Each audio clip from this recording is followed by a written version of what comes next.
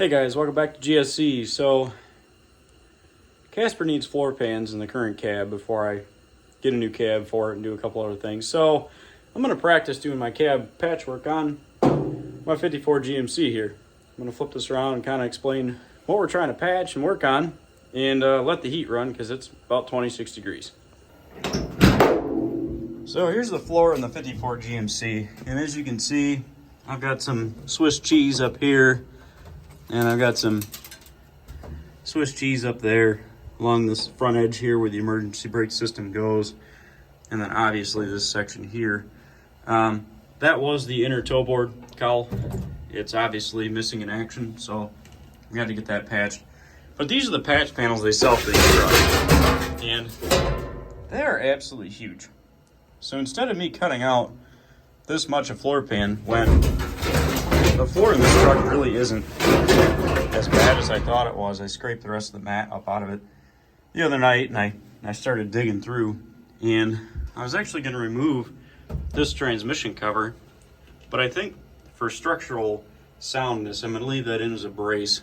And all I'm going to do is get some cardboard out and make a nice line from here all the way down, over, and just make sure I keep this edge good and clean. I'm going to put a jack under this front A-pillar to make sure that I don't have sag in the cab mount. And then we'll start the process of cleaning this up. Same thing with up here. I'll probably just pick a line and trim right down to this, what would have been flange, and cut that section out. And then I'll probably cut right along here and down diagonally. And I'll mark it all out as I go. But I'm not a body man. I don't play one on TV. That is not my specialty. I do mechanic work for the most part, but I love these 54 Chevys and GMCs. And with this being a 1 year only truck, I can't really just throw the cab away. So once I get that floor patched and get it structural, we'll work on this outer cowl. And hopefully then I can start bolting fenders on this thing because this is Dad's new Suburban chassis. So it was easier to test the linkages and mounts with the truck cab because it's a whole lot smaller and a whole lot lighter. So I'll go ahead and get this marked out, and then as we go, I'll take little snippets of video to explain what I'm going to cut, why, and where, and hopefully you guys can follow along. And if you're trying to patch your own floors or do your own work, I would highly recommend not paying attention to what I'm doing because it's probably not the right way, but there are guys out there on YouTube that do a stellar job with explaining bodywork. So I'm going to let the heat run here for a few and then get this shenanigans on the roll. Well, like I said, I'm not really a body man, but I'm working on prepping this thing. So I've decided to use painter's tape here and lay out where I want to make my cuts, and that way I can properly get this thing trimmed out and get it prepared for new metal. So the plan is to keep the painter's tape down. I'll go ahead and mark my lines, and then what I'm going to do is take cardboard actually and duplicate this exact shape down and around. And that way, once I have the cardboard cut out, I can transfer that from there to this, and that way it shows that same marking. So go ahead and grab a new paint marker because the felt on mine's junk, get my cardboard boxes out of the basement, and see if I can't make me a cut template for this thing. All my paint lines are on. Started cutting out a little bit here to try to get some of the cottage cheese rust out of the way.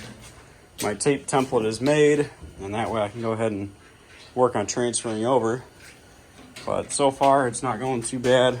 The only tough part is finding all the spot welds in this cab mount here and find them along this edge. I'm gonna have to just do some pretty heavy grind work, and that way I can get those found. I've got a spot weld removal drill. I'll punch those out and go from there. So I'm gonna go ahead and finish cutting this out, show you guys what was under it, and if I can do it and salvage it, I want to lay this over the new floor and show you just how chewed up this thing really was. So got a little bit more work to do here, but hopefully in the next 25 minutes I'll have all these spot welds out. This will be removed and I can start tracing onto the new floor. Time to let the dust settle for a little bit here. The old panel is out, and you can see it's a pretty good sized gaping hole. I need to get these spot welds out and clean up the rest of this where the spot weld's held on, and I need to do some metal prep here along this edge, and that way I've got a good place for contact to do my welding. While I've got this apart, I'm going to try to reach down in here, straighten this, and see if I can't just stitch this back together with the welder. I need to vacuum. I've got some weld through primer I'll put on this and on this edge as well, and that way anything that's covered or underneath has coverage on it. And this is the old panel. As you can see, it's that's all that was left of the floor, and you can see how much of the floor should have still been there. So I'm going to go ahead and let the grinder battery charge to finish metal prep, let the dust in the little shop of horror here clear, then we'll come out, do our trace on this, zip this out, and get ready to tack the new piece in place. So you've cut the old out, you've made your new patch panel, and some hindsight from me, I didn't realize that this break right here was not the same angle as the current firewall. So I cut off of my template thinking that I was in pretty good shape. Took the template off and it sprung back, and I have a nice big gap here in the middle. So that's okay, I'll get beyond it. Things happen. So what I've done is I went and got my splice clamps, my butt weld clamps here, and I've clamped along this edge across and up, and that way I can start to figure out structurally where everything's gonna fall. I drilled my holes here and spot welded to the cross member. Body mount bolt is in. I used the centering punch and made sure that my line was true before I let the jack down and drilled that hole and started welding. Spot welds here are in. Flux core is not the way to go to do this, but I don't have my solid core welder here at the little shop of horror, so I'm making do with what I got.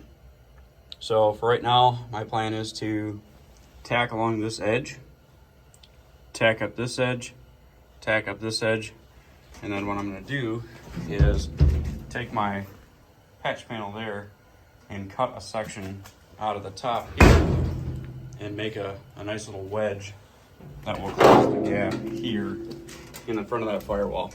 So everything's true. All of my lines here line up with a straight edge. I checked the firewall and I checked the upright one. So now that I know that everything's where it's supposed to be, I can start tack welding again and getting this thing fastened in. So time to get the welder out.